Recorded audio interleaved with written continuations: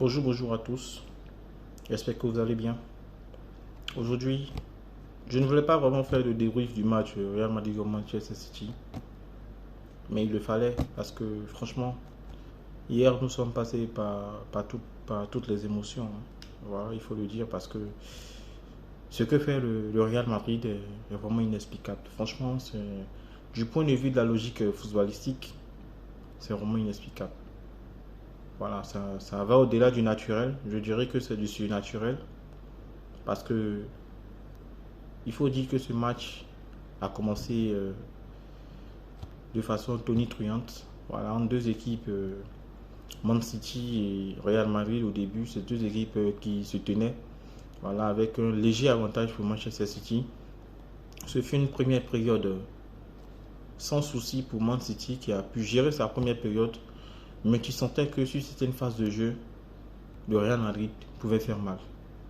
Mais compte tenu de la situation, les deux équipes, vu que City avait l'avantage de 1-0, d'un but d'avance au match aller, voilà, ils ont joué calmement, ils ont temporisé le jeu et ils ont géré. Je pense que pendant la première période, il n'y a rien à dire.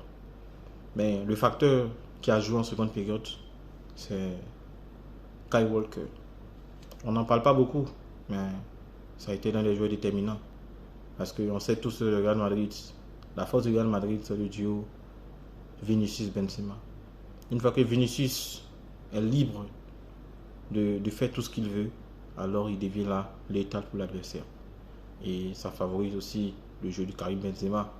Voilà. C'est un Real Madrid tout en maîtrise, tout en expérience, qui a abordé une seconde période avec tambour battant. On l'a vu, la première action de la seconde période, ils ont pris à défaut l'équipe de Man City qui a été surprise.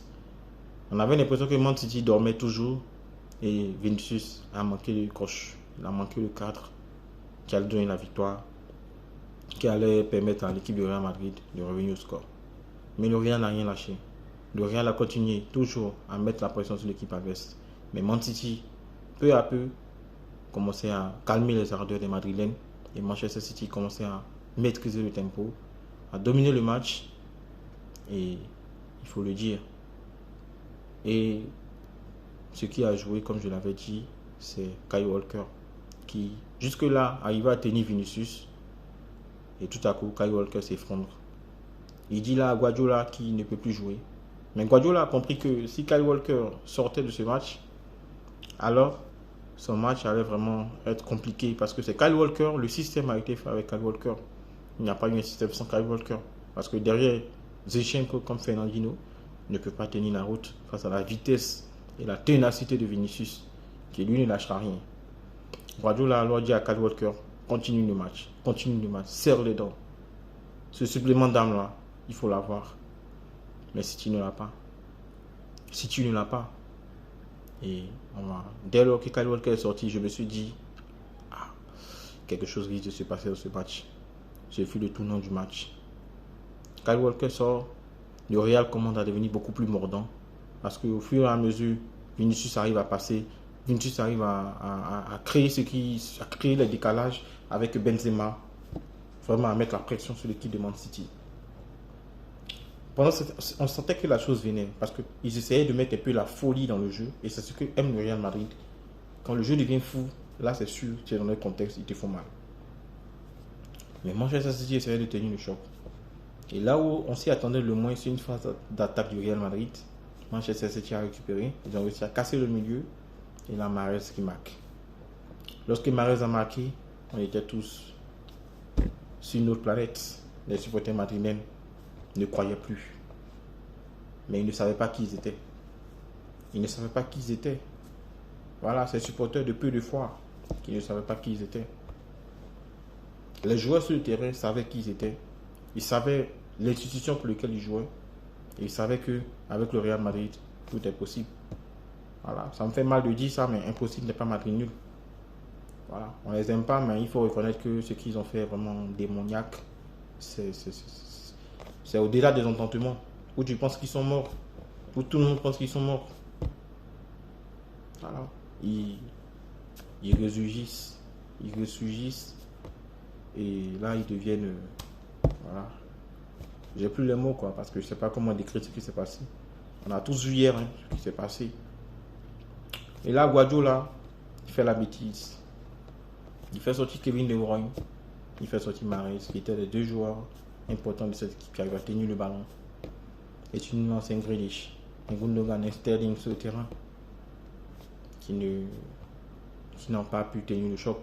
Et le Real Madrid vers la fin du match, ils réussissent enfin à mettre la folie dans le jeu. Rodrigo qui rentre, Camavinga qui rentre, ce supplément d'âme qui remonte, qui remobilise les troupes pour dire en avant vers la victoire. Un centre venu de nulle part sur un décalage qui tombe dans la tête de Rodrigo qui met le 2 buts, qui met un but partout. Et encore l'action qui suit en même temps. Le ballon on compte, c'est pas qu'est-ce qui s'est passé. Je sais pas si c'est de la sorcellerie ou je sais pas.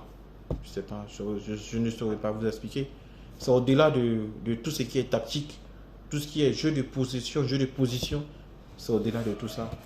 Je dirais c'est le supplément d'âme. Il n'y a rien à dire. Voilà, ils ont eu le contrôle du temps, de l'espace, de la période. C'est comme des gens, je sais pas.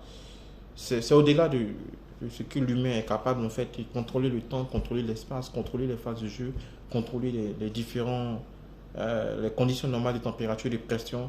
Ils ont tout contrôlé et là le ballon qui tombe, Rodrigo qui met le 2e but. Et là je me suis dit c'est fini parce que je n'ai plus regardé le match depuis là parce que je savais que le Real allait se qualifier. Ils allaient marquer le 3e but. Et là c'était sûr. Le but de Benzema, tout le monde l'avait prévu. Hein. On savait que Benzema allait forcément marquer dans les prolongations. Comme il a fait comme Chelsea. Et vice repetita. Il répète la même chose. Et là, Benzema n'a joué très facile à l'expérience. Pas dans la surface. Il pousse juste le ballon simplement. Il faut être juste devant le joueur, tu mets sur le talon. Et là, il va faire la faute. Et il y a penalty. Et là, le penalty. Et Benzema qui marque. Et c'est le ballon d'or, il n'y a rien à dire. Donc, il a eu son ballon d'or, je pense qu'il n'y a plus rien à dire. Hein. Voilà. Et félicitations à cette équipe du Real Madrid qui nous a ébloui, qui a totalement surpris toute la planète Terre. Et franchement, ce fut un véritable match. Vraiment, j'ai plus les mots. C'est une véritable déception. On va tous se rabattre sur Liverpool. Voilà, on espère que Liverpool saura les arrêter, mais jusqu'à présent, je ne vois pas qui pourra arrêter cette équipe du Real Madrid parce que ils sont tellement puissants, ils sont tellement forts, ils sont tellement sûrs de leurs forces.